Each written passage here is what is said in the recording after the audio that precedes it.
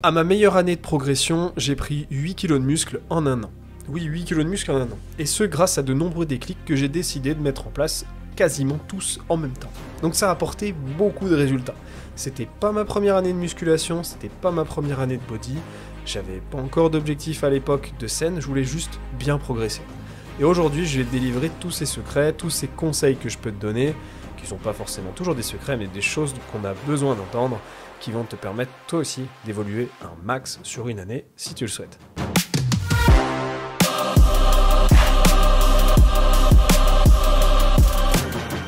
Alors bien sûr, c'est un podcast qui va être en plusieurs segments. On va discuter d'exercices, on va discuter de volume, de RPE, de macro, de nutrition, de suivi de manière générale.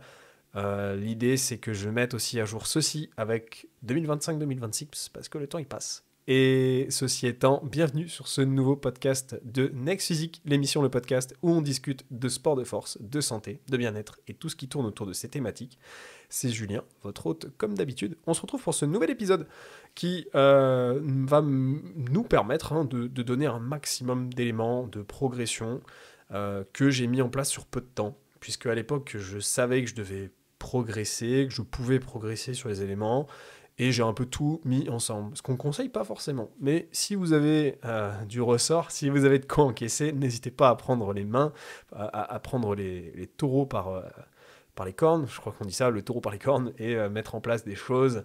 Vous n'êtes pas obligé de tout mettre en place de ce que je vais dire aujourd'hui. Je pense que le fait déjà de mettre un élément en place, c'est déjà un élément, un facteur de progression énorme, et comme on dit, 1% de plus tous les jours, 1% de plus même chaque semaine, c'est déjà bien mieux, et sur une année, ça fait des résultats cumulés énormes. Donc, chill, vous n'êtes pas obligé de tout faire ensemble. Mais c'est vrai que si vous mettez beaucoup de choses ensemble, ça fait de gros résultats, c'est sûr. Comme on va pouvoir le voir aujourd'hui. Alors, on va faire un petit peu ça en plusieurs parties, comme j'ai dit, au niveau de la structure de ce que vous allez retrouver aujourd'hui. On va retrouver une partie contexte, je vais vous expliquer un petit peu. On va retrouver le côté erreur, les trucs qui me freinaient et qu'il fallait changer, que je savais que je devais changer. On va retrouver une partie stratégie, les trucs qui fonctionnent. On va retrouver une partie forcément nutrition. Faut qu'on parle diète, hein. Ça joue, c'est hyper important la diète. Et on va parler un petit peu des petits red flags, les petits checkpoints, les trucs côté attente à vérifier. Ok ? Donc voici pour le topo du jour de ce que vous allez retrouver dans cet épisode. J'espère que vous allez bien.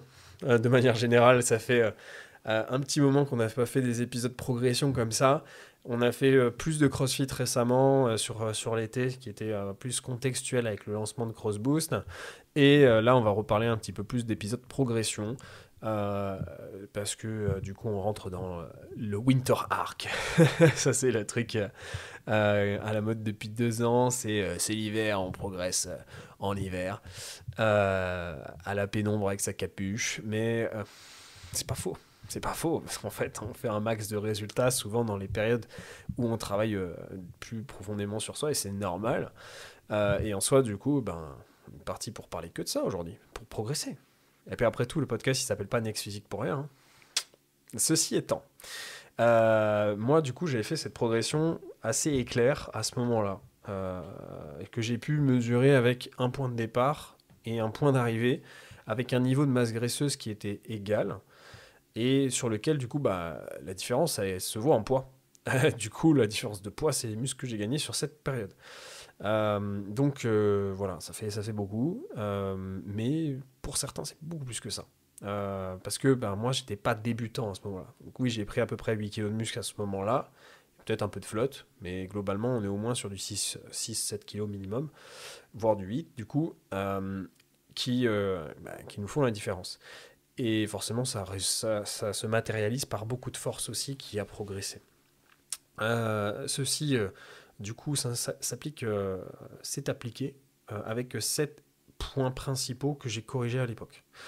Des erreurs qui m'ont freiné, qui peuvent vous freiner aujourd'hui, qui ont son lot d'anecdotes pour chacune, qu'on va citer. Le premier problème, je l'ai dit hyper souvent cette année, en plus on a fait un contenu là-dessus ensemble que je vous ai offert, c'est le volume. C'est que j'avais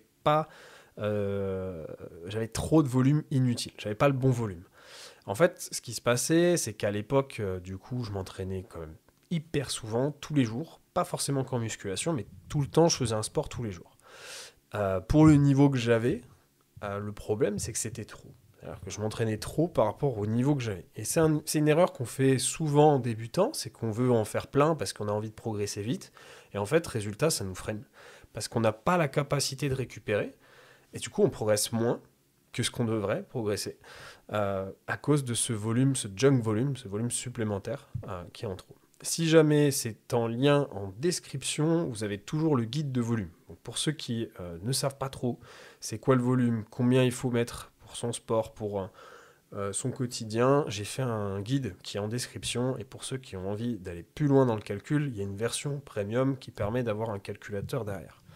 Ceci étant, je pense qu'à cette époque-là, je faisais facilement plus de 25 séries par muscle par semaine, avec du RPE qui était élevé, c'est-à-dire que j'étais quand même proche de l'échec. Donc forcément, résultat, ça amène stagnation et fatigue. En plus, le week-end, le seul jour où je faisais pas muscu, je faisais des sorties vélo où j'allais courir avec une grosse vitesse ou beaucoup de kilomètres dans les jambes pour suivre le papa. Et résultat, je m'arrêtais jamais. Alors que à cette époque-là, le volume qui était probablement le plus intéressant, et de mémoire, quand j'ai commencé à le calculer, c'est à ce moment-là, où du coup, quand j'ai voulu corriger mon erreur, j'ai commencé à calculer mon volume. Je me suis dit, ok, bon, maintenant, le volume efficace, ça serait ça. Et du coup, c'est quoi? Et là, du coup, ça te donne un peu ton nombre de séances. Parce que du coup, je me suis rendu compte qu'il me fallait 18-20 séries par muscle par semaine. Et là, en fait, 18-20 séries, ça sert à rien de t'entraîner autant de fois que ça. Donc, du coup, je passais sur moins. Je suis revenu à 5-6 séances et ça allait beaucoup mieux. Ensuite, au niveau de la diète, deuxième erreur, c'était que je ne mangeais pas assez. En tout cas, pendant très peu de temps. C'est-à-dire que j'ai corrigé ça sur peu de temps. Je me suis dit, tiens, bon, on va recalculer la maintenance parce que je ne l'avais pas fait depuis un moment. Et là, je me suis dit, il faut remonter un petit peu. Donc, je me suis mis à refaire progresser un petit peu mon métabolisme. Je me suis forcé. Et après, j'ai passé un surplus calorique, ce qui m'a permis d'optimiser un surplus et une prise de masse, et du coup de prendre du poids, puisque vous ne pouvez pas créer de matière à partir du vide. Par conséquent, vous ne pouvez pas avoir le même niveau de masse graisseuse, mais être plus musclé sans avoir une augmentation du poids. C'est très important à comprendre pour ceux qui ont des blocages là-dessus. Vous ne pouvez pas être plus musclé, être plus fort, si vous avez un poids qui est égal à un point A, à un point B, avec la même masse graisseuse. Vous n'avez rien créé. Mais il faut créer de la matière. Donc il va falloir que ça augmente sur la balance. Donc il me fallait du surplus calorique. Et donc j'ai dû augmenter mes cales. Par conséquent, à ce moment-là, je me suis retrouvé je mangeais genre 2800. Et à 2800, c'est pour moi une sorte de maintenance. J'essayais de progresser à maintenance. Alors on progresse à maintenance, on peut progresser. Mais quand le poids est toujours pareil, il va falloir monter. Et donc du coup, je suis passé en surplus, j'ai augmenté mes cales. Ma maintenance, en fait, elle était plutôt à 3150. Donc déjà, je suis passé à 3150. Puis après, finalement, avec le surplus, avec l'adaptation, finalement, en fait, il fallait que je sois à 3300. Bon, perso, je m'adapte pas beaucoup. Ça dépend de chacun. Mais moi, j'ai très peu de fluctuations sur ma base calorique. Donc, ce qui fait que si je me mets aujourd'hui à 2800, je sèche. Si je me mets à 3200, je prends du poids. Si je reste vers 3000, 3100, c'est de la stabilité. Et depuis, j'ai quasiment, depuis cette finalité, le même métabolisme, pas le même litre qu'à l'époque, mais globalement, on est sur une même base. Et en fait, ce qui se passe, c'est que vous pouvez bouger beaucoup ou pas. Bon, c'était la petite aparté, mais certains, par exemple, quand ils sèchent, ils vont descendre beaucoup leurs calories, d'autres pas trop. Et quand vous allez prendre de la masse, c'est souvent à peu près le même système élastique. Ensuite, donc des fois, il vous faut plus de cales. Et c'est souvent le cas, je vois ça souvent quand même. Donc souvent, oui, quand vous êtes dans une période de croissance, il va falloir manger. Ensuite, souvent, et pour moi, c'était les protéines qui étaient mal réparties. C'était pas un problème de quantité, c'était un problème de répartition. Et du coup, le timing des protéines était mal géré. C'est-à-dire que je mangeais des protes en bonne quantité à midi, en bonne quantité le soir, et puis c'est tout. Sauf que, en fait, si on veut un petit peu plus optimiser ses apports en protéines, avoir les protes dans son sang au bon moment, il faut revoir un petit peu les choses autrement. Et du coup, je me suis retrouvé à revoir le truc et me dire, ok, si je me fais 4 repas par jour avec une collation, du coup, 3 repas, une collation, comment j'optimise et comment j'adapte ça en fonction de mon horaire d'entraînement. Donc, ce qu'on appelle l'horloge biologique qu'on cumule avec l'heure d'entraînement et sur lequel on obtient son cycle circadien et son optimalité en fonction de son heure d'entraînement. Ce qui faisait que du coup, mon post-entraînement, en fait, il n'était pas du tout suffisant. Le soir, j'avais l'habitude, quand je m'entraînais le soir à l'époque en études, je mangeais souvent assez léger parce que c'était le soir, c'est l'époque où on n'avait pas encore trop compris que manger le soir, c'est pas un problème. Et du coup, je mangeais léger, je faisais une salade, je mangeais un peu de poulet à côté. Résultat, j'avais un repas qui était pas assez calorique. Donc on revient au problème d'avant. Post-entraînement, c'est le moment où on peut créer le plus de muscles possible. Donc j'avais tout faux. Et du coup, il fallait aussi augmenter les protes. Et du coup, à ce moment-là, habituellement, je mangeais un petit peu mon poulet, mais avec la salade à côté, il n'y avait pas de glucides, tout ça. Donc, résultat, on était globalement, selon les jours, à peu près à du 35-40 grammes par repas. Sauf que pour mon poids, en fait, la quantité optimale en post-entraînement, c'est du 50 grammes minimum. Donc, du coup, il me manquait des protes à ce moment-là, par exemple, et j'en mangeais inutilement à un autre moment de la journée. En tout cas, pas inutilement, mais en quantité plus importante que nécessaire. Donc protéines qui peuvent parfois pour vous être en quantité insuffisante ou mal réparties. Donc n'hésitez pas à apporter beaucoup de protéines après l'entraînement. C'est pas la course, c'est pas un shaker vite à la sortie de l'entraînement, ça ne sert à rien, mais plutôt d'aller faire un bon repas plus après l'entraînement et de pas s'entraîner à jeun aussi. Erreur que je faisais de temps en temps avant d'aller en cours. Je me levais, j'allais m'entraîner, puis après j'allais en cours. Et résultat, j'avais démarré mon entraînement, j'avais aucune protéine dans le sang. Évitez ça aussi si vous entraînez, en tout cas que c'est pas juste de la marche à pied. Essayez d'apporter des protes avant de vous entraîner, sinon vos besoins en protéines pendant l'entraînement, ils vont être alimentés par quoi ? Pas par la bouffe, par vos muscles. Petite pause express pour te dire que ce podcast est réalisable grâce à mes suivis personnalisés, que ce soit en entraînement, en nutrition, à l'ancienne comme mon premier métier, ou alors les deux en suivi complet. Pour en savoir plus, si ça t'intéresse, si tu as besoin d'aide, n'hésite pas à aller regarder la description. Et sur ce, je vous souhaite une bonne écoute. Quatrième problème qu'on va pouvoir retrouver et qui pour moi était un souci, c'était des changements de programme. En fait, si vous voulez, je fonctionnais par cycle à l'époque, puisque à ce moment-là du changement, je faisais du power building. Ça veut dire quoi, power building ? Ça veut dire que je faisais du power. Donc, je faisais bench, deadlift, squat. Et à côté, je faisais du building, donc du body. C'est quelque chose qui se fait très bien. Et ceci étant, le problème de base, c'est que du coup, avec ces changements de cycle, c'était plus optimisé pour la force que optimisé pour la prise de muscle.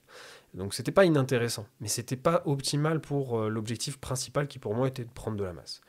Et par conséquent, du coup, c'était une erreur, voilà, parce que c'était pas l'idée de base du programme. Et du coup, quand on est en objectif vraiment d'hypertrophie, on fonctionne pas vraiment en cycle, mais plutôt en surcharge progressive continue, et sur laquelle du coup on va pas se retrouver avec régulièrement des réductions de soit de déload ou soit de décharge pour arriver sur du RPE 6-7.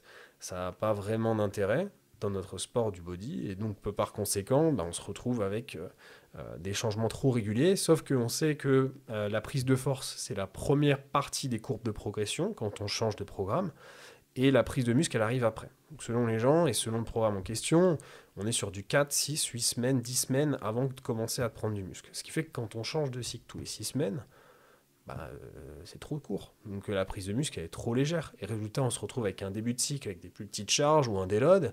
Et du coup, on repère un petit peu de muscle à ce moment-là et on mise tout sur la force. Donc, pas adapté. Ensuite, cinquième erreur, c'est, alors bien sûr, encore une fois, c'est contextuel. Donc là, ici, on parlait de cycle. On est dans un objectif de masse musculaire bodybuilding. Si c'est l'objectif number one, le cyclage n'est pas super intéressant. Je précise, parce que je coach quand même aussi en force et en crossfit. Donc, bien sûr, que de ce côté-là, on va cycler. Ensuite, au niveau du sommeil, c'est l'erreur suivante, c'est que je sous-estimais. Je sous-estimais le sommeil. Et en fait, si vous voulez, j'avais un sommeil qui était régulier. Je me couchais à peu près à l'heure régulière. Mais en fait, trop souvent, on sait les études. Donc, il y avait des sorties, ça allait faire les soirées, tout ça. Et en fait, j'avais souvent un manque de sommeil, ce qui apporte son lot de manque de récupération. Et derrière, forcément, moins de résultats.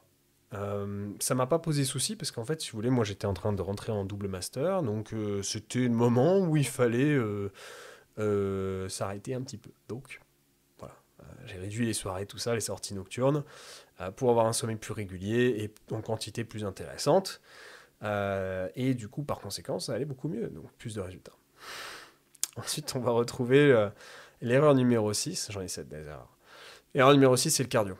Et ça, j'en ai parlé très récemment dans un épisode. Est-ce que le cardio, c'est nécessaire? C'est un des derniers épisodes qu'on a fait ensemble. Du coup, vous connaissez cette erreur, j'en ai déjà parlé. Et donc, effectivement, pour notre objectif de bodybuilding, de masse, le cardio mal placé ou le cardio en supplément, ça reste un problème pour notre sachet de billes. Vous connaissez un peu l'histoire ou pas, mais en gros, votre sachet de billes, c'est votre capacité, c'est une batterie. C'est votre batterie, c'est votre énergie, c'est vos capacités à aller faire de l'entraînement efficace et à construire du muscle. Mais en fait, la batterie, elle a une limite. Et à un moment donné, si on creuse plus que la batterie, ben, on va l'abîmer. Donc, voilà. Retrait des sorties vélo avec le papa le week-end, de la course à pied où j'allais un peu trop à fond. Et du coup, ça a pu poser des soucis de limite corporelle. À un moment donné, je me blessais même par rapport à ça. Bon, on en a déjà parlé de ça. Dernière erreur, c'était la progression écrite. En fait, il y a des exos où je prenais pas vraiment de notes. Sauf que quand on veut vraiment prendre du muscle, donc moi je prenais des notes sur mon power, mais pas sur le reste. Sauf qu'à ce moment-là, mon objectif quand je change, c'est de faire de la masse, faire de la muscle. Et donc là, à ce moment-là, quand on rentre dans un objectif où tous les exos doivent être proches de l'échec, avec une proximité quand même, et une surcharge progressive, par conséquent, on se doit d'augmenter, on se doit de prendre des notes, parce que c'est pas possible de se rappeler de tout ce qu'on fait sur les exos, etc., son état chaque semaine, ses séries, ses reps, etc., on ne peut pas s'en prendre de notes. Honnêtement, je connais personne qui a fait un programme efficace avec de la surcharge progressive sans prendre de notes. Ou alors il s'entraîne 3 fois par semaine et il a très peu d'exos. Mais sinon, en dehors de ce contexte-là, il faut prendre des notes parce que vous ne vous souviendrez pas de où vous en étiez, ce que vous avez fait la semaine précédente et où est-ce que vous allez la semaine d'après. Et surtout, si vous avez un coach derrière vous, moi je peux vous dire que si j'ai un élève qui me note rien, je le remercie pas parce que je peux rien en faire. Donc il nous faut de l'info pour qu'on puisse programmer. Donc s'il vous plaît, prenez vos notes. Mais prenez vos notes pour vous-même aussi du coup si vous vous gérez tout seul. Voilà, ça c'était pour les erreurs majeures. Et c'est vraiment ces 7 points-là que j'ai modifiés à la fois sur plus prendre des notes sur les exos, donc avoir du retour et pouvoir mieux me gérer, faire attention à son cardio, mieux récupérer, plus manger, mieux répartir les protéines, arrêter de changer trop de programmes, être régulier sur les exos. Et quand je dis régulier, c'est que franchement, j'ai passé 1 an quasiment avec le même programme. Ce qui fait que j'ai eu des trucs, j'ai progressé, des charges. J'ai commencé le RDL à la barre, par exemple, à ce moment-là, je me rappelle. Ma charge de départ, c'était à peu près du 120-130 kg. Donc j'étais quand même déjà pas... voilà, je vous ai dit, je débutais pas. À la fin de cette année-là, mon RDL, c'était du 165 kg à peu près, 170 kg. Voilà. Quasiment un plus 70 kg sur la barre pour des séries de 10 reps. Et du coup, donc, il y a tous ces éléments-là cumulés, ça fait beaucoup de résultats. Donc au niveau des stratégies, ce qu'on retient et ce qui fonctionne, ce qui a fonctionné. Déjà, c'est le cadre d'entraînement. C'est fixer un nombre de séances réalistes avec sa récupération, avoir un bon volume, peut-être 3, 4, 5, 6 séances selon votre cas, et ne pas abuser, parce que sinon, derrière, les résultats ne sont pas à la hauteur de vos attentes. Il faut toujours se dire, ma récupération doit être au max possible exemplaire. Par conséquent, on ne doit jamais se retrouver, si possible, à sacrifier du sommeil pour s'entraîner. Sauf si vraiment on a un emploi du temps terrible et en fait, si on dit ça, on ne s'entraîne pas. Donc oui, non, bien sûr, dans ces situations-là, je ne sais pas, quelqu'un qui par exemple se dit ouais, non, mais moi je suis en horaire décalé. Si tu me dis que je dois limiter mon sommeil et je me réveille pas, je m'entraîne pas. Oui, il y a des situations et des contextes dans lesquels tout ne marche pas exactement avec la régularité. Mais on essaye un max possible d'être régulier et par conséquent de se définir un cadre le plus régulier possible. Donc son nombre de séances, son nombre de séries par muscle. En tout cas, si on veut vraiment aller chercher plus de résultats, il faut le gérer ce truc-là, ou alors avoir votre coach qui le gère pour vous. Fixer ses fourchettes, se dire ok, tels exos, je suis à telle fourchette de progression. Voilà, ça va être du lourd, ça va être de l'intensité plus légère. Donc voilà, quelles sont mes fourchettes de répétition de progression? comment j'applique mon exercice et comment je vais être régulier dessus, c'est-à-dire quel est mon tempo, est-ce que je descends 2 secondes, 3 secondes sur mon RDL à l'étirement et je fais en sorte que chaque semaine ça soit le cas, chaque répétition. Voilà. Quels sont du coup les cadres d'entraînement. Ça c'est très très important pour du coup avoir une régularité, avoir un entraînement qui est cadré. Et du coup définir sa semaine type en conséquence, donc ses exos, etc. Ensuite, est-ce que la périodisation est vraiment nécessaire si on est dans un objectif, je l'ai dit, du coup de construction de masse musculaire du coup d'hypertrophie, de bodybuilding, la périodisation, c'est pas vraiment ce qui nous intéresse. Parce qu'on n'a pas de période où on doit vraiment faire un déload complet. On utilise plutôt dans ce sport-là, dans cette catégorie-là du déload réactionnel, c'est-à-dire du déload qui est situationnel au muscle en question qui est crevé. On va pas se mettre à déload les bras alors que c'est les cuisses qui sont complètement HS. Dommage, on perd du temps. Ensuite, la sélection d'exercices, chose aussi qui est très importante parce que du coup vous allez devoir être régulier dessus. Vous allez avoir des exos qui vous conviennent, qui vous font pas chier et vous allez pouvoir vous donner. Exemple, j'en ai pas parlé depuis longtemps sur le podcast, mais à l'époque j'en parlais beaucoup, c'est le leg press. J'aime pas ça. Perso, j'aime pas le leg press. J'aime pas m'installer sur cette machine, j'adore squatter. Très bien, je vais squatter 1 à 2 fois par semaine. Je vais faire du squat. La machine leg press, elle me saoule. C'est pas agréable, alors que le squat c'est pas spécialement un truc facile, ou le Bulgarian Split Squat c'est pas facile, mais je préfère faire ça. Puis j'ai plus de reconnaissance et de valeur envers les charges libres, donc forcément ça me motive plus, puisque je reconnais aussi le gainage, tous les autres trucs qui sont travaillés à côté. Donc mentalement j'ai plus de motivation à faire ces exos là. Alors je vais pas me forcer à mettre un leg press, c'est pareil pour vous, mettez pas un exo sur lequel vous allez jamais être régulier parce que la flemme, ou vous l'aimez pas. Mettez des exos, bien sûr. Si par exemple je vous dis mettez rien de difficile, vous n'allez jamais me faire les jambes. Mais l'idée est là. Des exos qu'on peut répéter, qui sont abordables dans son environnement. C'est-à-dire, ok, cette machine-là, peut-être que je l'aime, mais en fait, à l'heure à laquelle je m'entraîne, elle est tout le temps blindée. Et du coup, je peux jamais la prendre. Donc, si je la mets dans mon programme, résultat, j'aurai jamais de progression dessus parce que en fait, elle est pas prenable. Je sais ce que ça fait. Je me suis entraîné à Basic Fit pendant des années jusqu'à ce que j'atteigne un haut niveau. Et malheureusement, il y a du monde dans des salles. Et des fois, tu fais avec, c'est comme ça. Donc il y a des exos, des fois, c'est sympa, mais tu peux pas. C'est comme ça. Et d'essayer de garder du coup un maximum d'exos pilotes sur lesquels du coup on garde de la progression et on répète et on va chercher de la surcharge progressive. Yes, ok. Ensuite, nutrition, du coup, on en a parlé, c'est les calories et les protéines. Avoir un surplus qui est cohérent, chercher un surplus entre 2-5% et maximum 10% de surplus calorique pour que ça soit suffisamment intéressant pour la croissance musculaire et qu'on prenne pas trop de gras à côté. Le surplus est toujours un petit peu plus avantageux pour créer la matière. Ensuite, au niveau des protéines, selon son cas, sa situation et son type d'alimentation, entre 1,8 et 2,2 grammes par kilo de poids de corps. Et après, ensuite, en fonction de son sport, et du coup, surtout ici, si on est dans la musculation du body, des apports en lipides qui soient environ, selon, encore une fois, sa situation personnelle, du 25 et du 40% des apports, et le reste, c'est des glucides. À partir de là, le timing, il faut qu'il soit optimal. On évite de s'entraîner à jeun. On apporte des protéines après l'entraînement. Ce que je peux vous recommander, c'est 0,6 g par kilo de poids de corps après l'entraînement. Si vous n'avez rien d'autre en fin de journée et que vous allez vous coucher, 0,8 g, c'est un petit peu mieux. Ensuite, au niveau de la sommeil et de la récup, ça c'est propre à vous. Mais de ce côté-là, c'est souvent entre du 7 et 8h, 8h30, 9h. Globalement, ça dépend des gens et ça dépend si vous avez déjà pu essayer en vacances. C'est le meilleur moment pour essayer de voir si votre sommeil il est à peu près idéalement lissé à telles heures, etc. N'essayez pas ça sur 3 jours parce que vous venez d'arrêter le boulot, vous êtes éclaté, forcément vous allez dormir. Mais sur plus longtemps, sur des vacances de 1 semaine, au bout d'une semaine, 2 semaines, si je m'endors régulièrement sans réveil, je n'ai pas de réveil, combien de temps je dors ? Combien de temps je dors avant de me réveiller naturellement ? Et là, du coup, vous allez connaître un petit peu mieux votre cycle et vous dire, ok, en fait, moi, j'ai besoin de plutôt cette durée-là. Je sais, des fois, la vie fait que on peut pas dormir autant qu'on voudrait. J'ai par exemple une connaissance cliente en ce moment qui, elle, son rythme, c'est 9h30 si possible. Mais elle peut pas, parce que 9h30, en fait, et la journée après, elle passe, quoi. Donc, c'est pas envisageable. Mais dans l'idée, c'est essayer de s'y coller un maximum. Si vous avez l'habitude de peut-être dormir 6h30, parce que, en fait, vous êtes calibré là-dessus, mais que vous avez la possibilité de monter à 7h, 7h30, en fait, faites-le. Voilà. Ensuite, au niveau du sommeil et de la récup, bien sûr, essayez de limiter au maximum le stress dans votre quotidien.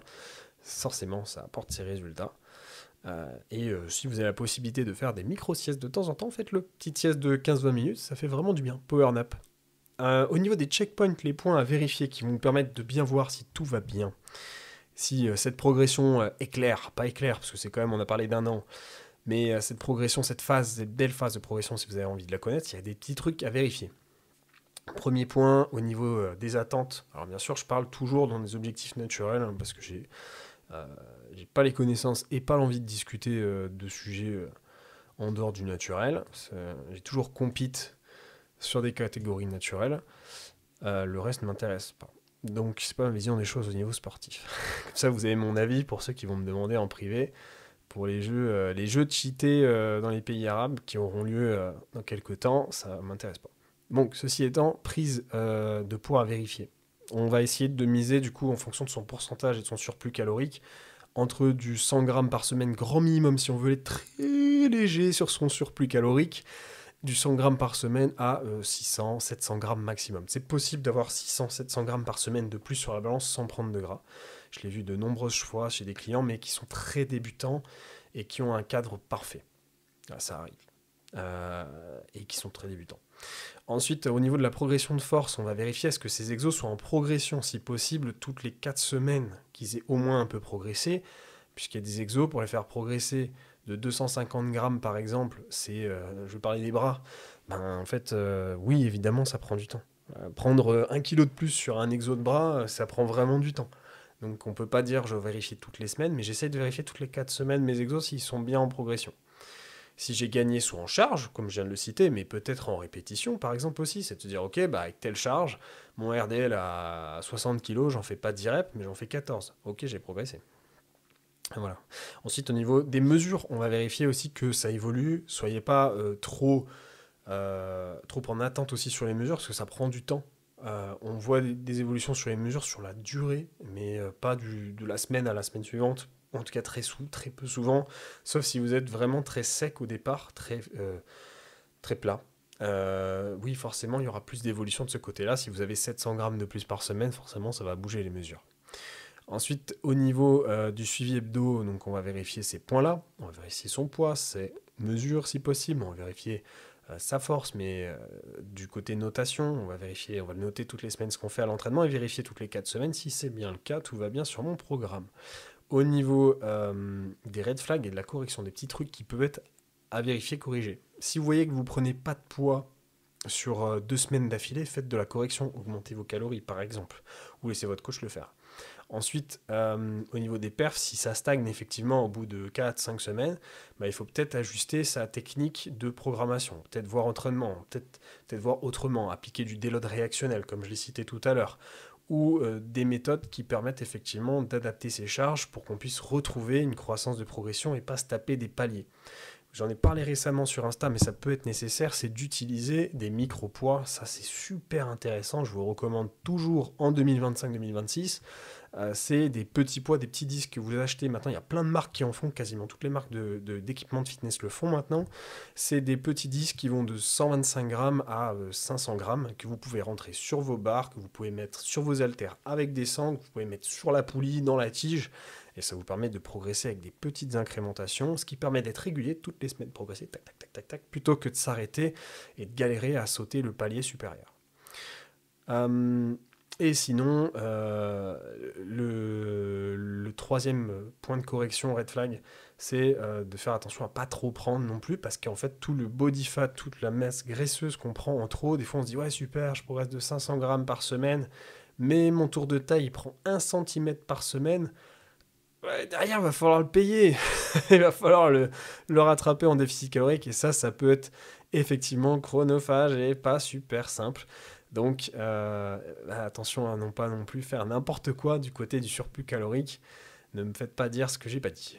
Donc voilà, vous avez le plan complet des trucs franchement qui apportent. Si vous faites déjà tout ça, vous aurez énormément de résultats. C'est un plan quand même assez complet.